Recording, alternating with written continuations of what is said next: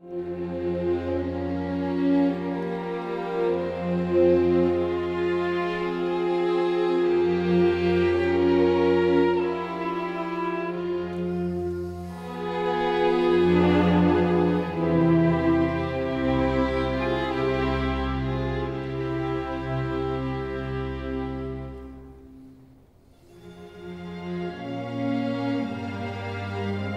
was waiting for it all his life, but it never happened. It was only after his death that he got his own museum. If his soul existed and still exists, might it not have returned? Might it not have seen what it had been waiting for all his life?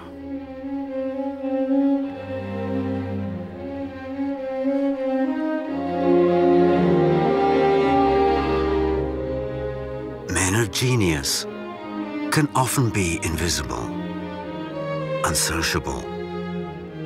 They can be misfits. They can be strange. In society, these people are badly understood. They are disliked and not very well received. And it is such people who make our world, our life, better, more meaningful, more interesting. A genius who passed rather unnoticed. He was modest, somewhat introverted, and a little tongue-tied. But it was he who, as they say, was favored by God. In spite of his misfortune, this modest little man kept on working, and working hard. He hardly ever left his studio. In spite of his great success, he didn't communicate with the world around him and hardly spoke its language. But his soul knew the language of an Argentinian tree, the quebracho.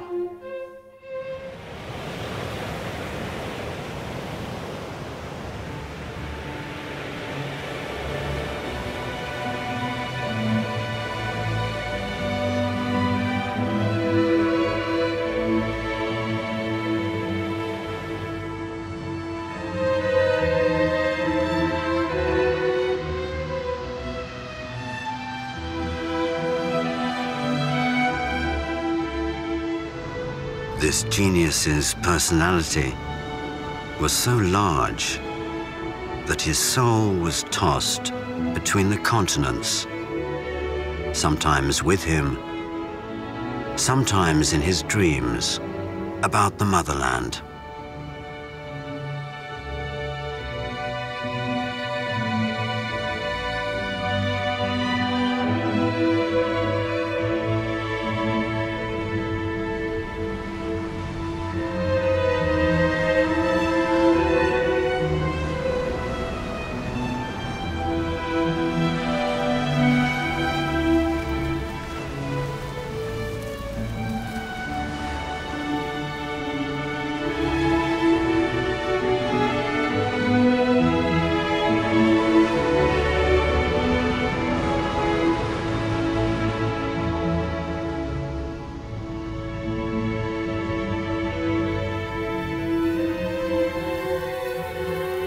As a boy, he liked to roam around wheat fields. Years later, he chose his pseudonym after the name of his nation, Stepan Erzia.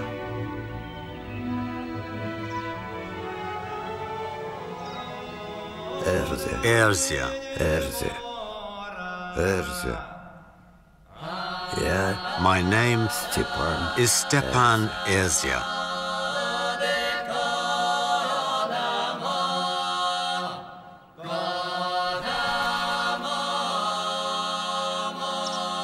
Stepan was born in the autumn of 1876 in the village of Bayevo. My mother taught me how to live, how to appreciate animals and plants, how to tear a branch off a tree, and how to support a person. Stepan spends his youth in Alatyr.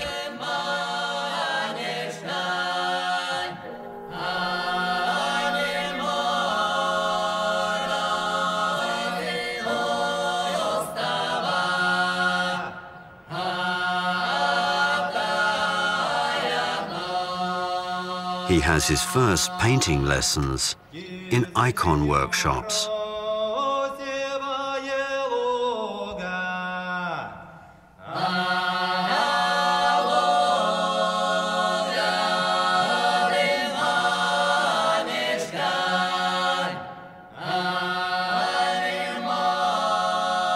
Throughout his life, Stepan will harbor a great affection for his country. I've remembered these people's faces all my life.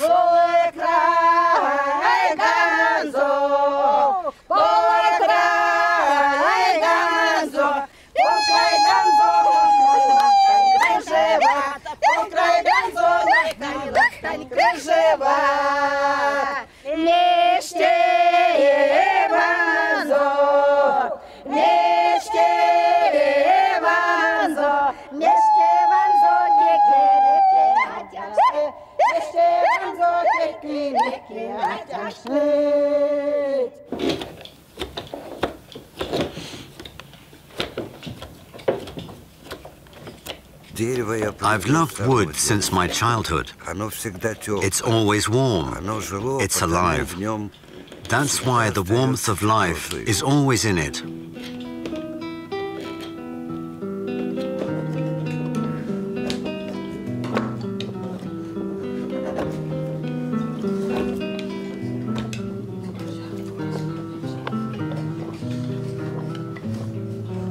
In Tavla, diligent boys are adopting the skills of their famous countrymen.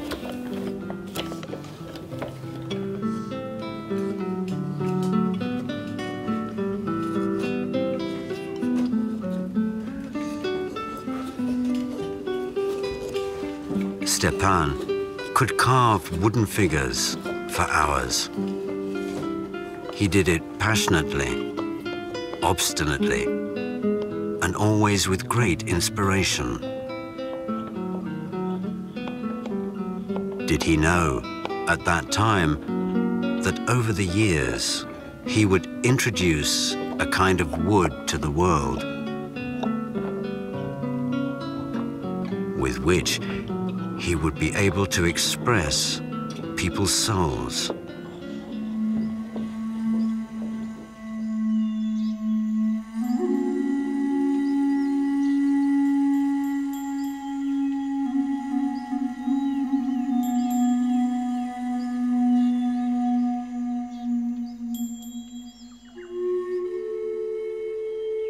Kibracha is a tree whose soul was revealed by a talented man in Asia. Kibracha is incredibly hard and has a distinctive grain with an amazing range of shades.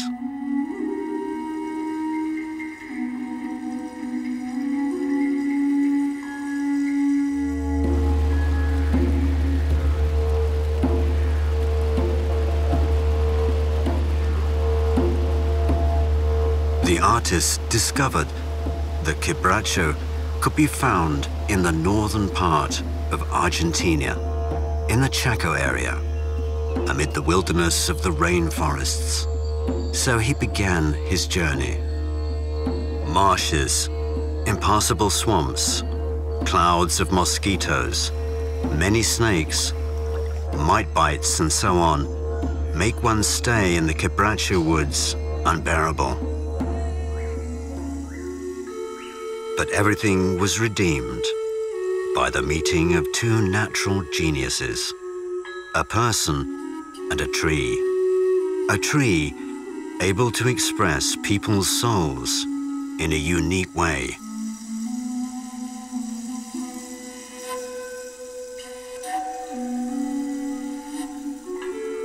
Erzia spends nights far from the comforts of civilization, among Indian tribesmen, experiencing the charm of the tropical forests.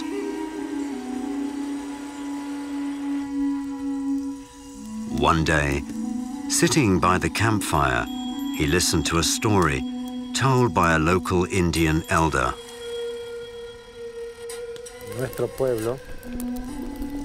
During great feasts, the elders found the most gifted youth in the tribe and proclaimed him God. The youth was given divine honors for a whole year. Even the most distinguished people treated him as a royal prince.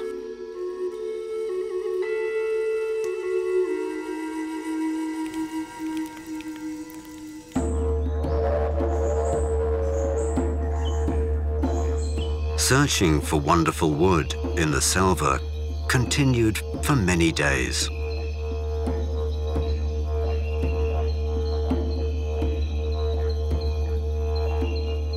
It was here, in a foggy tropical forest, that he dreamt about the fields of his native Master Rava.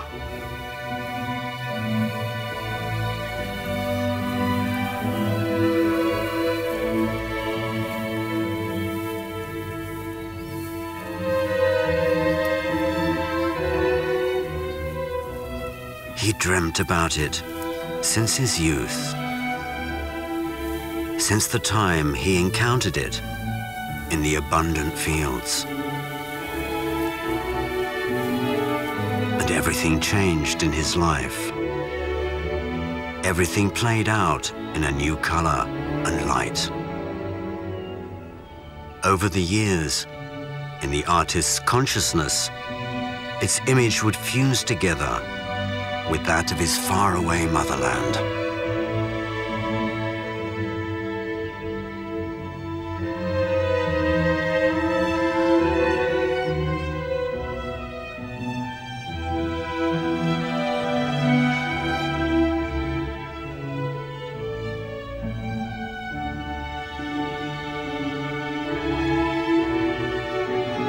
All this was still ahead, still just beginning.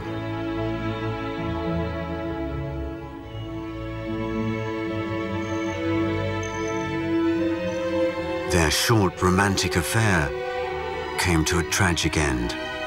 Stepan makes up his mind to devote himself to art.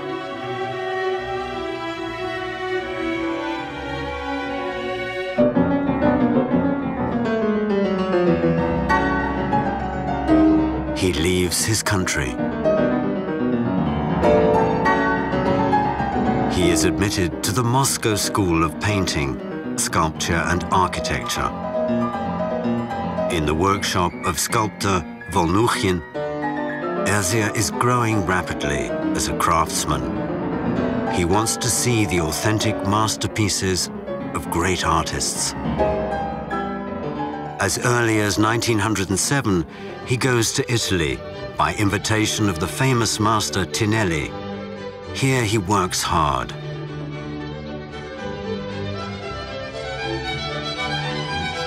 In 1909, Erzia's sculpture, The Last Night of the Condemned Before an Execution, causes a sensation at the International Exhibition in Venice.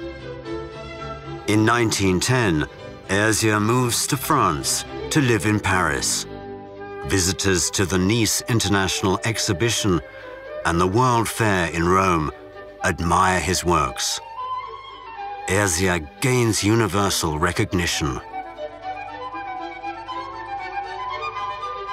The fame of a natural genius and his amazing creativity reaches his motherland.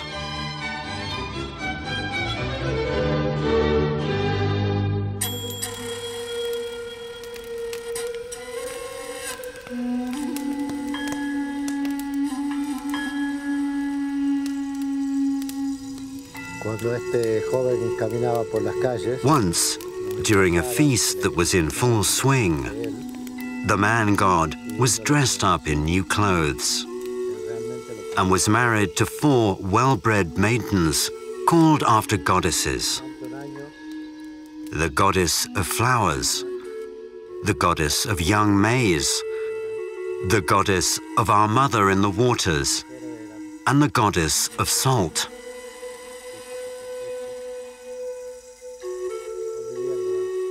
The last 5 days of the feast were full of divine honors for the youth.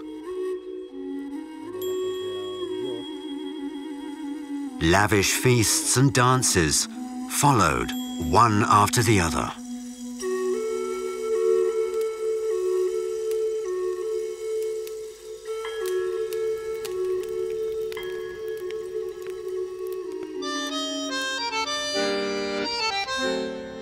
At the first exhibition held in Buenos Aires, pieces of art fashioned from quebracho and algarrobo brought Ezia fame and glory throughout America.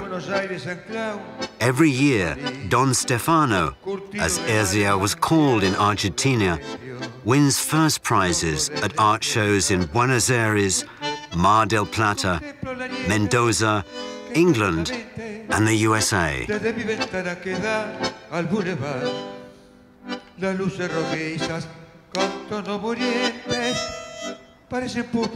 There is a permanent exhibition of Stepan Ezia's works in the famous Eduardo Sivori Museum.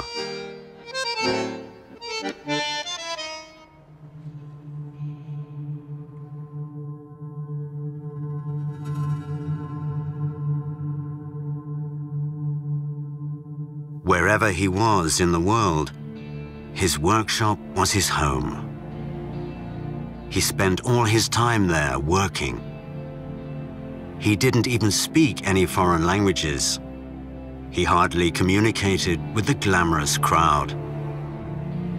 They were attracted to him because of his success.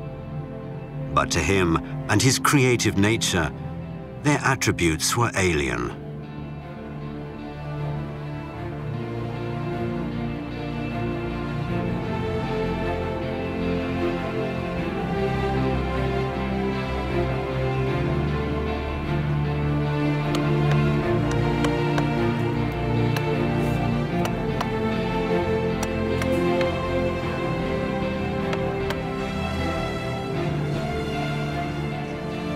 In Buenos Aires restoration workshops, people are engaged in their daily, monotonous job.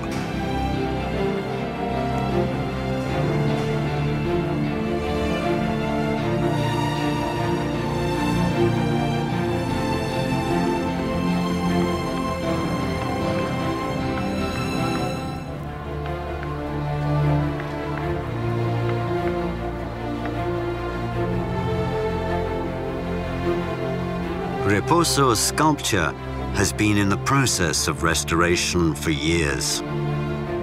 Ezia loved his work, and for a long time it has taken pride of place in the city center in Avenida Boedo.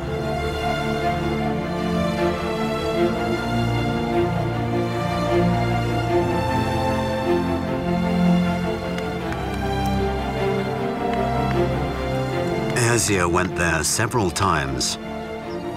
The chaos of practically destroyed Argentine sculptures reminded him of another almost forgotten chaos.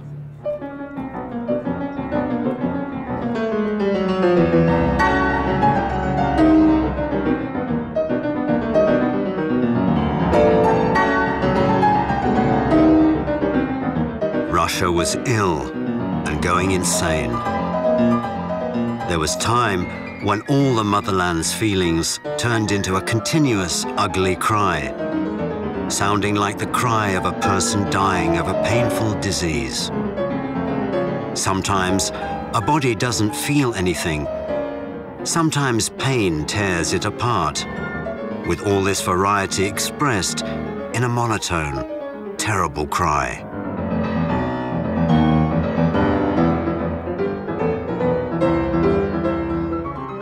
Erzia is carried away by the revolution. He attends political meetings, but soon tires of it. He returns to his workshop and continues working. The 1920s will become an endurance test for him.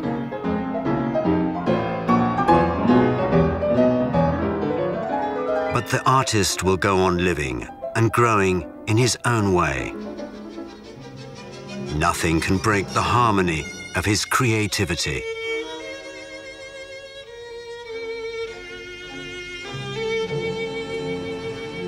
The sculptor learns about sites where new marble is being quarried.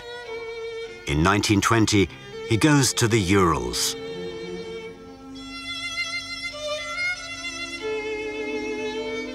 Having made a coal sketch on marble, Erzia cuts off all unnecessary things with a chisel, as if the statue that he is cutting has already been made, and he merely cleans it off.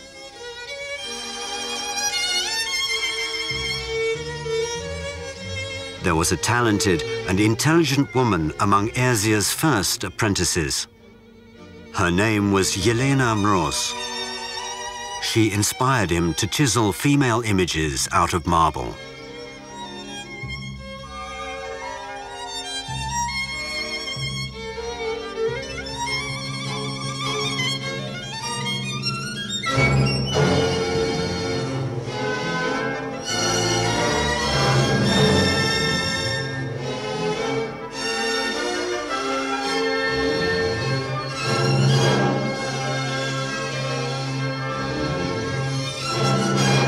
In the Urals, Erzia found himself in the middle of a Kolchak army offensive. He had a narrow escape when he was caught in a crossfire. In the 1920s, his 6-meter statue, a liberated man, erected in Yekaterinburg, was destroyed because of the artwork's nudity. But so were David and the thinker. He was referred to worldwide as the Russian Rodin and the new Michelangelo. But revolutionary Russia, torn apart by conflicting passions, had no use for him.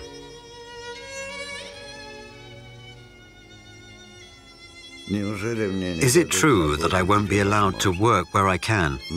I am fed up with my life. I am brought to despair. I can't endure such a miserable life. I can't work. I can't live without sculpture.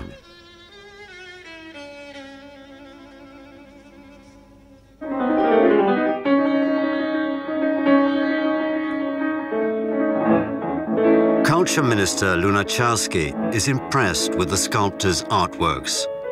In 1927, at the minister's directive, Erzia brings his works to Paris to popularize Soviet art.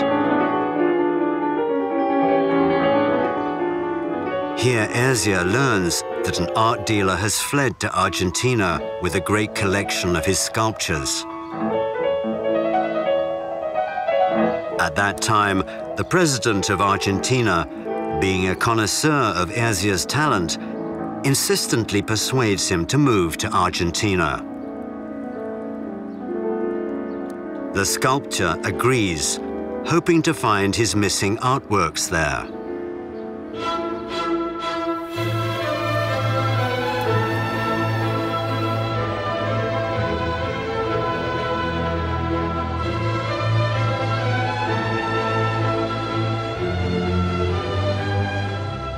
At that time, he didn't know that he would not see his motherland again for 23 long years.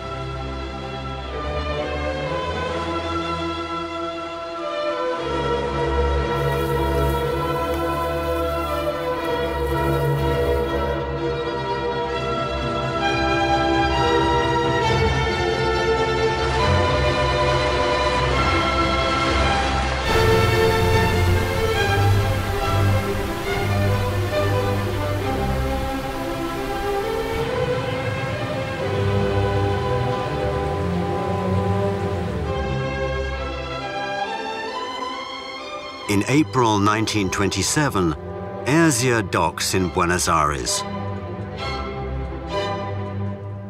The Russian sculptor is received as a celebrity. He has 30 sculptures with him. He is given a workshop immediately.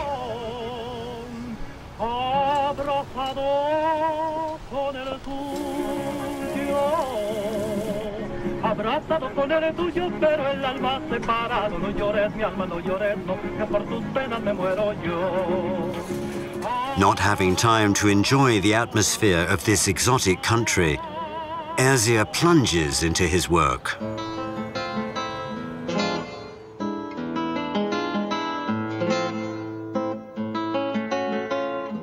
The artworks, made of a new material, impress Argentinians and are considered by critics to be real masterpieces of world art.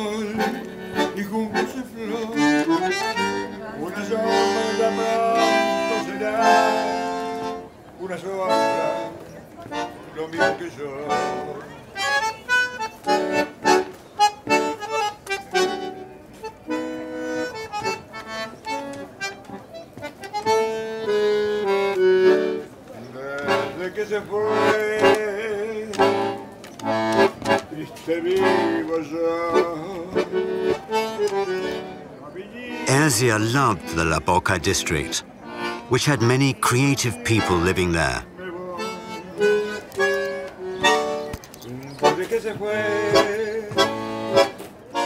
Strolling along his favorite street, the master got acquainted with a well-known Argentinian artist, Quinquela Martin. The local celebrity developed a high appreciation of the Moldovan genius's works.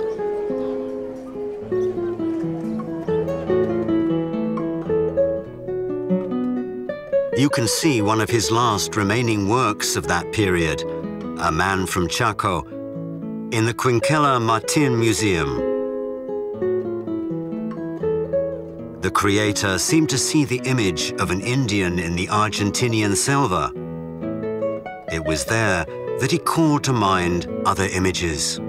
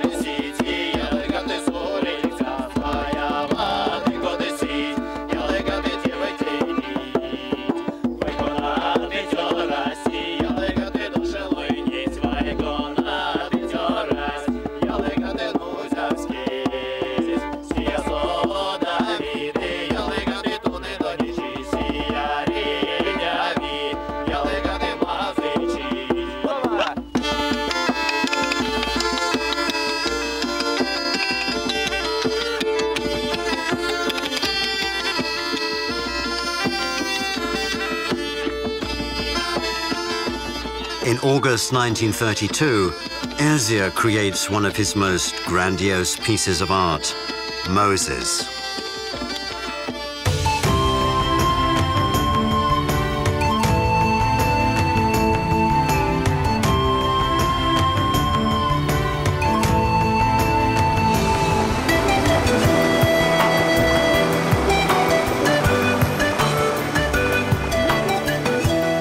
Used about 1,000 small and large pieces of wood from the algarrobo tree and joined them with glue he made himself.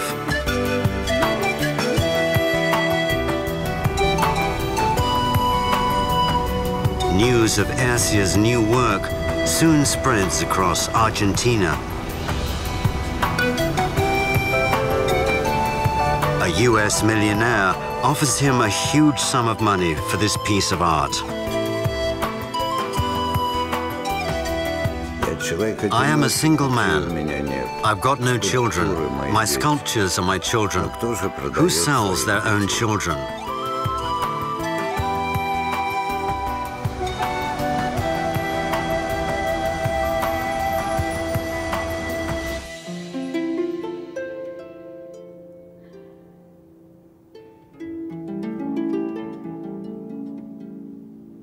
Erzia works hard and fruitfully in Argentina, creating works from quebracho and algarrobo. But he feels all the time that the ordinary material is too lightweight. He thinks this material is not enough to make the constant dream of his creative life come true. He needs a mountain. Erzia doesn't want to give up the idea of making a grandiose sculpture out of a mountain. Once he dreamt about it in the Urals, but now he has a new idea to chisel out two reclining lions of enormous proportions out of the Brazilian mountain, Pan de Azucar, as if they were defending the bay. Cherishing this idea, Erzia works on his project for several years. However, the Brazilian government does not approve the implementation of this magnificent project. Undefeated, Erzia finds a new mountain. An Argentinian newspaper reports, "It has been revealed that the Argentinian government has accepted Stefan Erzia's proposal to sculpt Argentinian hero San Martino and Chilean hero Higgins in the Andes, thus celebrating the historical embrace of two heroes. Our continent will have one of the man-made wonders of the world." It was the last project of turning a mountain into a monument. It shared the fate of its predecessors.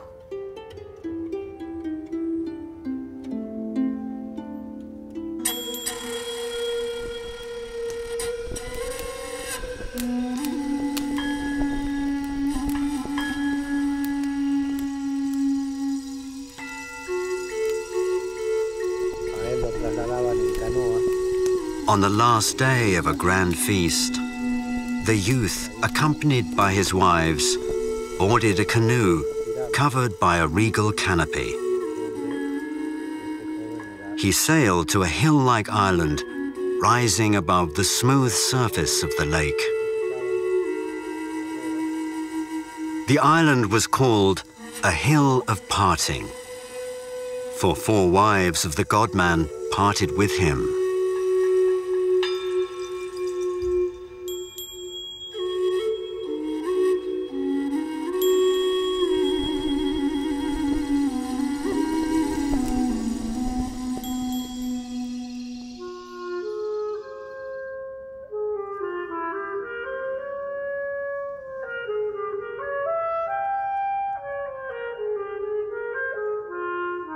Erzia misses his motherland. It is getting more and more difficult to suppress his longing and aching pain. The master works hard, trying to keep his mind off it. But over the years, his homesickness becomes increasingly unbearable.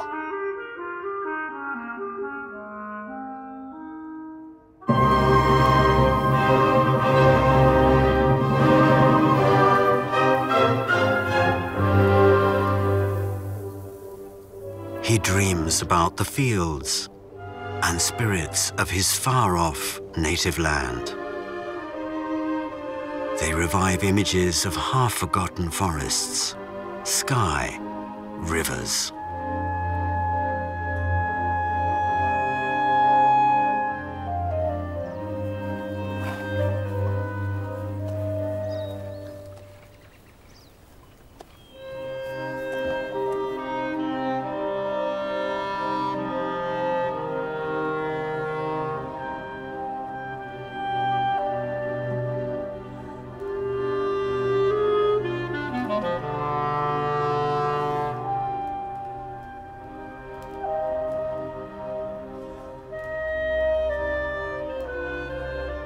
In Buenos Aires, Erzia likes to sit in the silence of St. Teresa Chapel in Casa del Teatro. He once gifted the building with a statue of St. Teresa, the patron saint of children.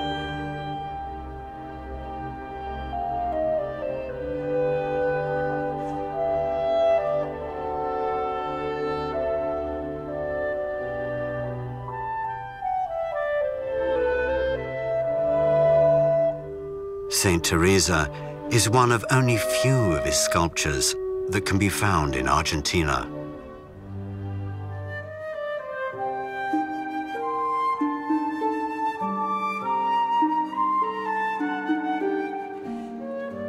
Many of his masterpieces remain in Latin America.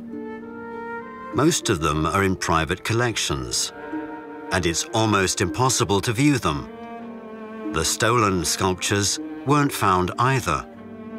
Today, it's rather pointless to look for the artwork sold by the master to pay for his workshop and accommodation. The owners apparently prefer to keep quiet.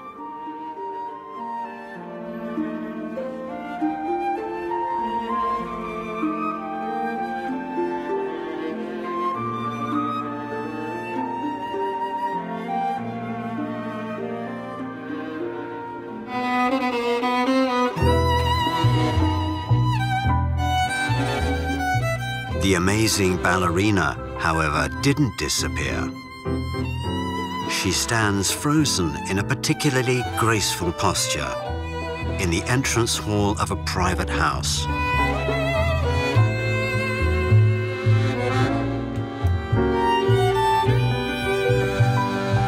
Dr. Isaac Mauricio Newman is 92. He knew the sculptor personally.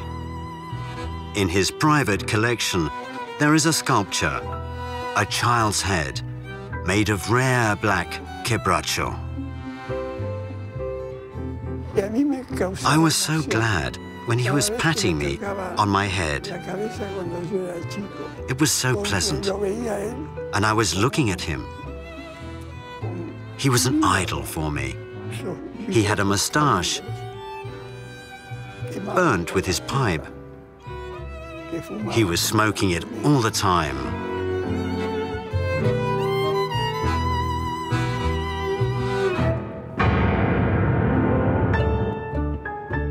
He seems to be the last person in Argentina to have known the great sculptor personally.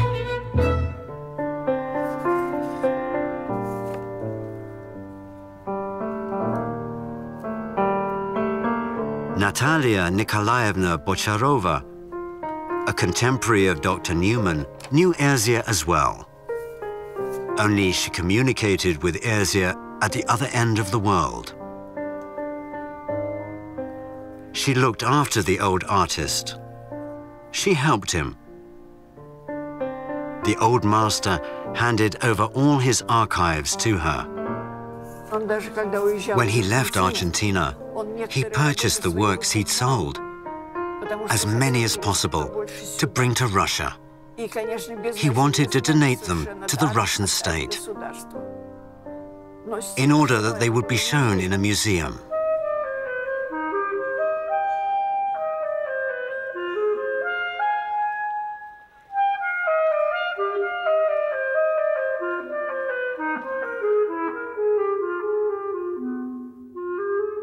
All celebrities living in or coming to Argentina visit this old cafe in the center of Buenos Aires. Marquez, Borges, Lolita Torres, and Albert Einstein used to come here. So did Erzia. In the 1940s, Erzia wants to return home. He sends many requests to the Soviet embassy. Different people try to convince the sculptor that he will be unwelcome in the Soviet Union.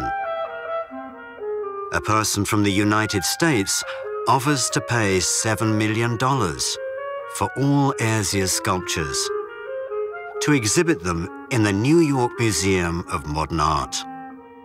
The artist refuses. I don't sell anything. I am going to Russia.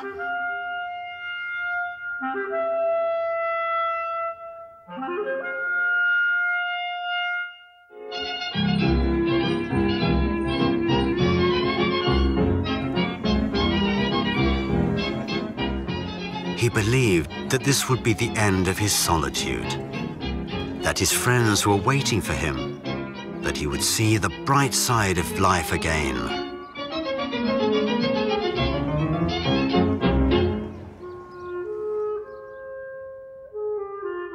He will wait for the decision from Moscow for 3 years, packing and unpacking suitcases with his works. Erzia tried to collect and save his heritage, as an inventory at least.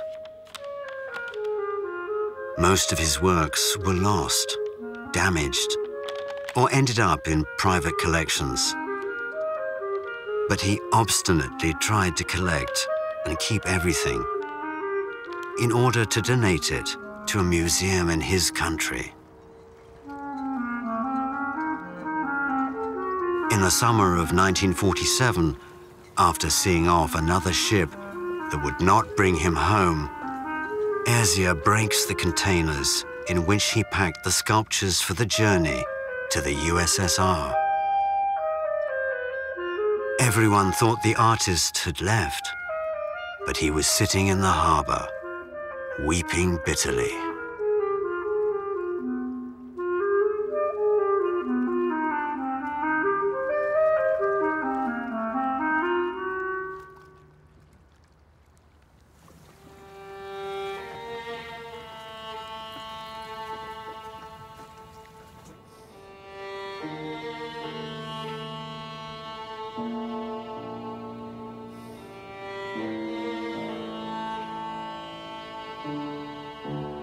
Erzia visits La Recoleta Cemetery. He wanders endlessly around it. He appears to be thinking that his fate is to stay here forever and be buried in this well-known Argentinian cemetery.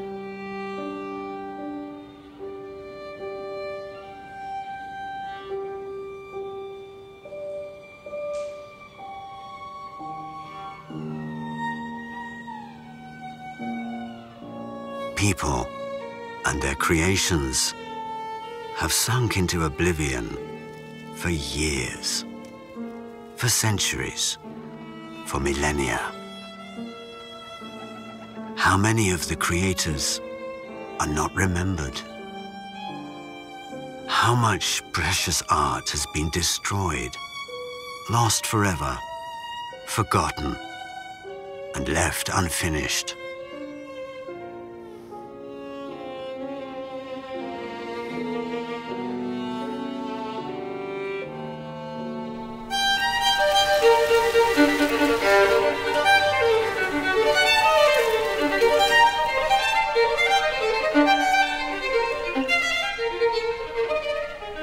In the spring of 1950, Erzia finally gets his Soviet passport.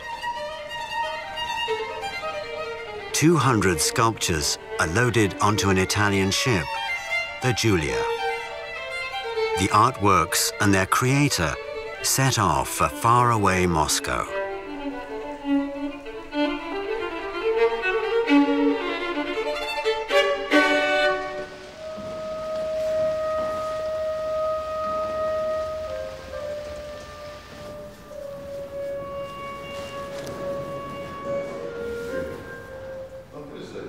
No one, apart from his relatives, meets Erzia.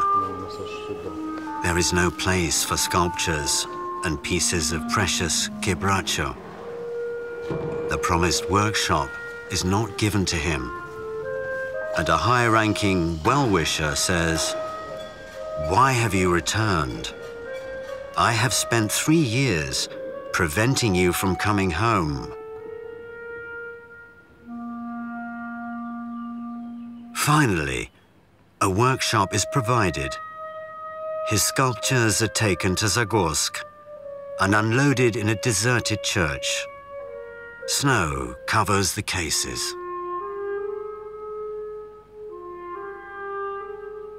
It took 4 years for the first exhibition to take place.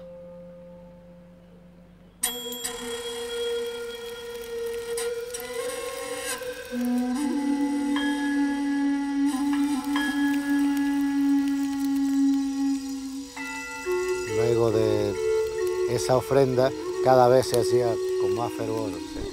Saying goodbye to his 4 wives, the God-man, accompanied by his page boys, went to a small, pyramid-shaped temple.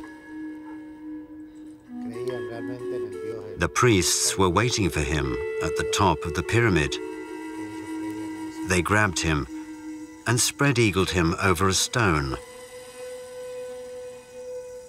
One of them, after ripping open the youth's chest, plunged his hand in the wound and ripped out his heart. And it was sacrificed to the sun.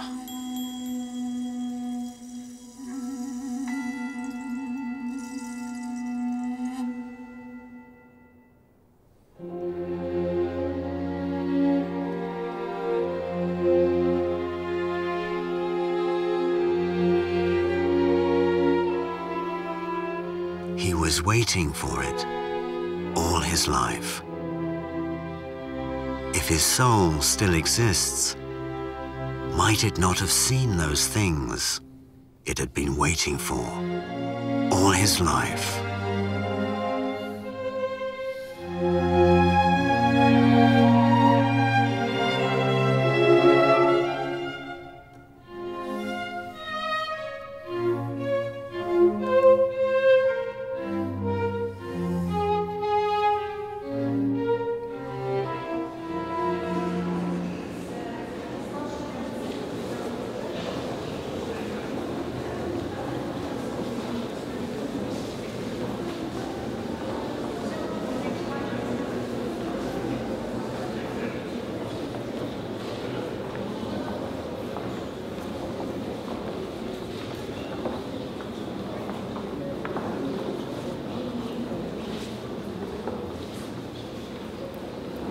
More and more people are discovering Erzia and his sculptures.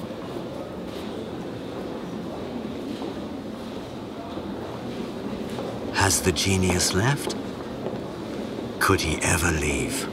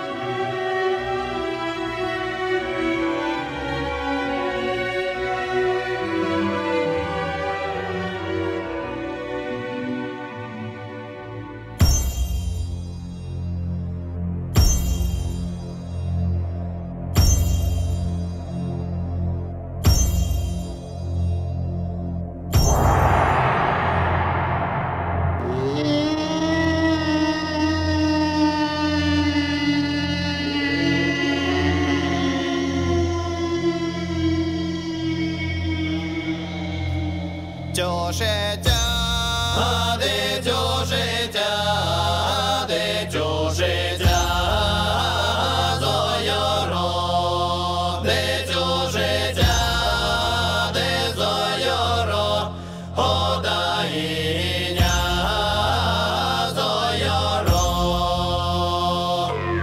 Косо, дитю життя, німа сидо,